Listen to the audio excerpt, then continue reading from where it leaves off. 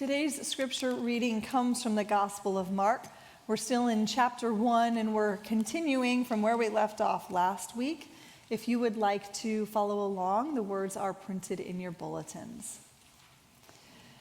They went to Capernaum, and when the Sabbath came, Jesus entered the synagogue and taught.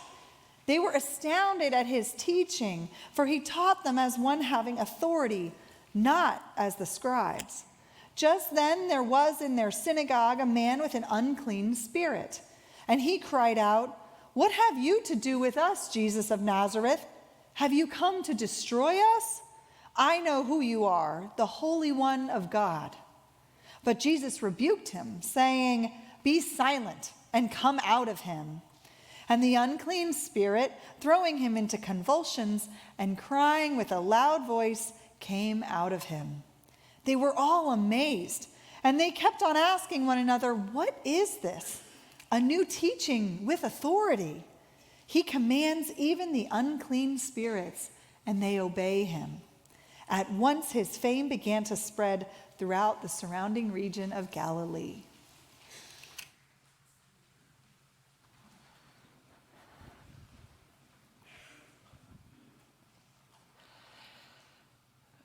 Ministers shape churches just as much as churches shape ministers. When I consider the church in which I grew up, I consider the ways in which that church formed my vertical relationship with God, if you will, formed my personal relationship with God. But in my early 20s, I served as a youth minister at a church in Durham, North Carolina, Pilgrim United Church of Christ, that really was responsible for shaping the horizontal dimension to my faith. This was a church that was actively engaged in community issues that really mattered to the church.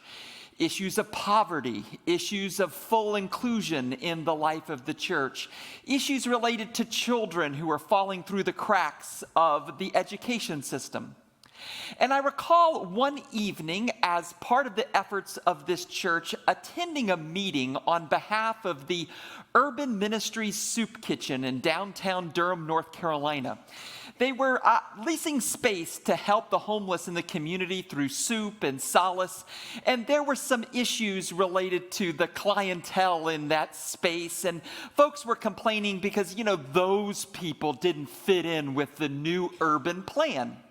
And so the church spoke about the importance of this mission in the community, and others were able to voice their opinions as well. And I remember there was one person, he had no legal leg to stand on, couldn't quote any kind of ordinance other than, "I just don't want those people around my business."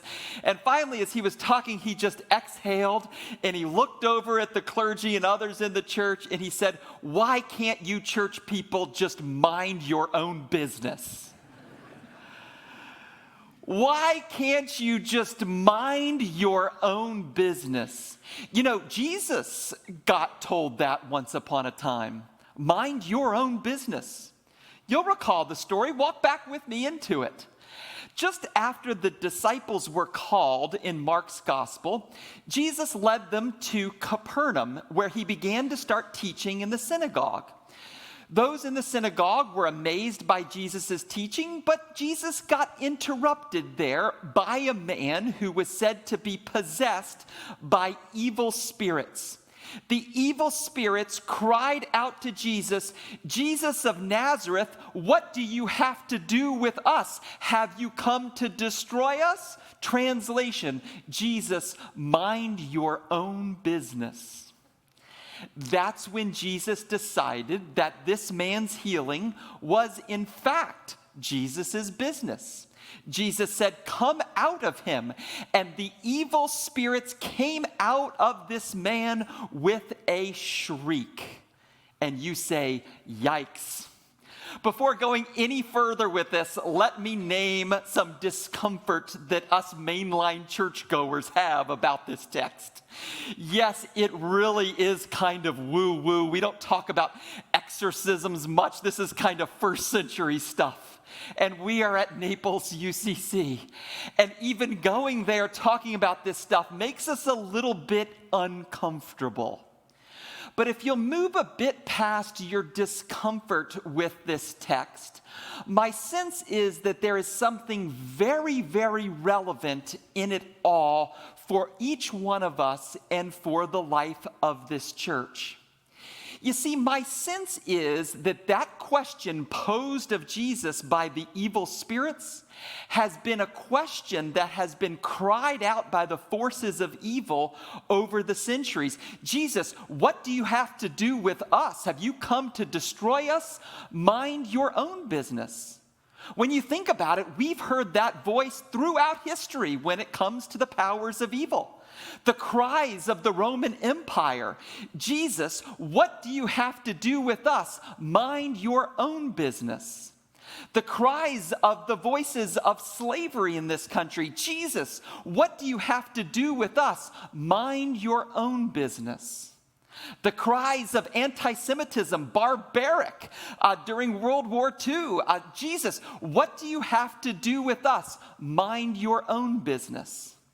The cries of political systems. Jesus, what do you have to do with us? We want to continue to go as we're going now. Mind your own business. Jesus, this isn't your business. Go back to Palestine. Go back to the Bible. Go back to the church. Don't interfere with us.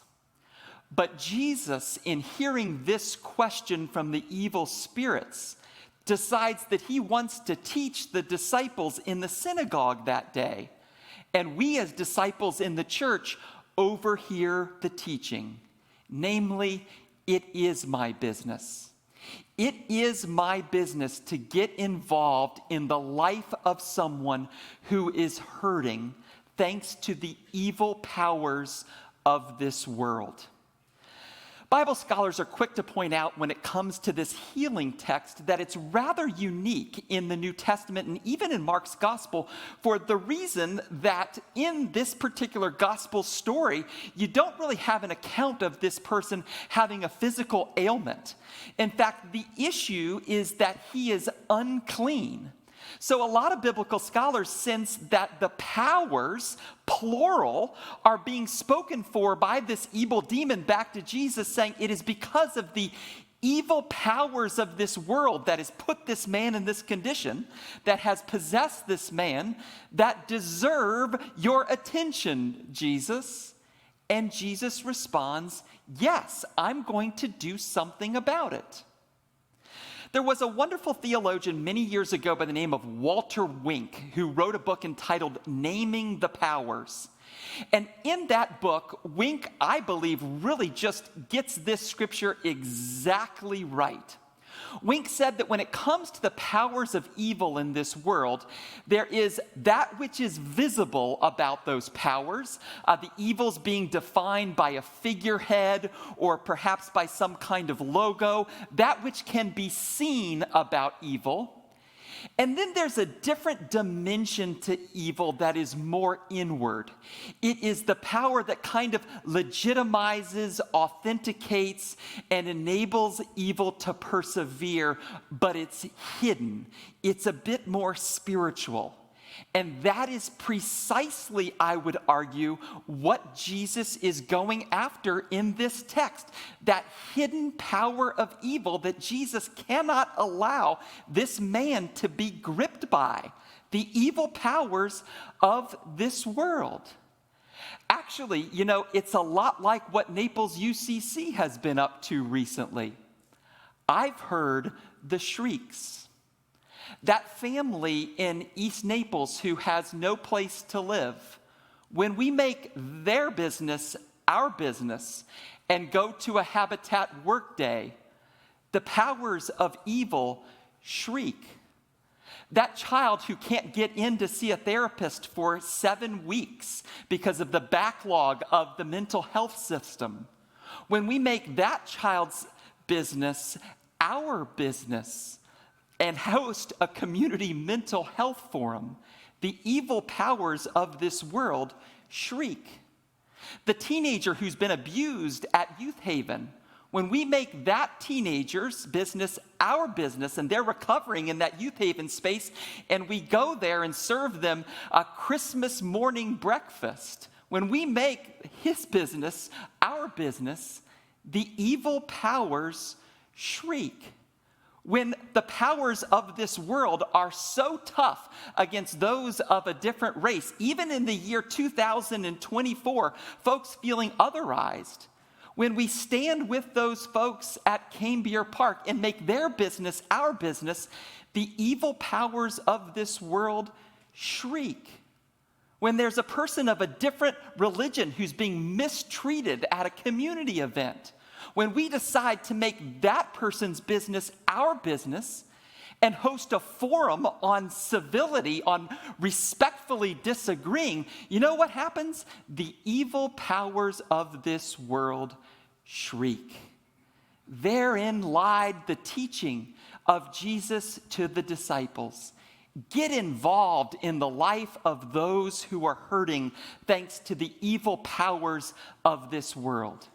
And when you do, you will provide hope and healing for them because it is my business. I'll close with a final story this morning that might bring this to light for each one of us in our personal lives. And when it comes to preaching, preaching is a lot like baseball. There's a lot of unwritten rules. And one of the unwritten rules of preaching is that whenever you mention somebody's name, you want to ask them before you tell a story about them. And so I did this as there was a story told to me by Dr. Becky Weiss-Rump just before Christmas, and it is the perfect story to conclude this message. So I asked Becky permission to tell the story, and she said absolutely. But frankly, it could have been any one of us. It was about a week before Christmas, and Becky went to the fresh market here in town to pick up a cake that she needed for a Christmas event. She got the cake and she stood in line at the register, and the woman who was checking out before her was being awfully rude to the cashier. The woman had a lot of food for her Christmas event, and the woman was acting rather entitled, and the cashier was an hourly employee. And the cashier was doing her best from a customer service vantage point to serve this woman. There was a debate over the customer loyalty program. The cashier really was trying to be kind and do everything she could to help this woman with her concern, but the woman was just being really, really rude to her. To make matters worse, after she checked out in the checkout line, she found the manager and said to him, this employee, she mistreated me. I couldn't believe what happened. I just really am very, very upset with her. But Becky, who was in line, said, wait a second, that's not what happened. This man was being very much dishonest. But she checked out, had her cake, and went to her car and said, it's really none of my business. It's Christmas time. That store is just a zoo. There's so many people in there. There's really nothing I can do about it. But then she said something just came over her. And she said, you know what? It is my business. She left the cake in her car, walked back into the fresh market store and found the manager and said, I just want to write the narrative of what happened. I was standing in line behind that other woman, and your employee did not mistreat her. In fact, she was very good to her, and I just felt as though I should speak up. And the manager said, I really appreciate you doing that and having the courage to stand up on behalf of one of my staff. It is my business. It is all of our business to stand up on behalf of anyone who is hurting thanks to the evil powers of this world. When Dr. Becky shared with me that story, I heard the voice of those demons in Mark chapter 1. I heard the shrieks. I heard them all over again.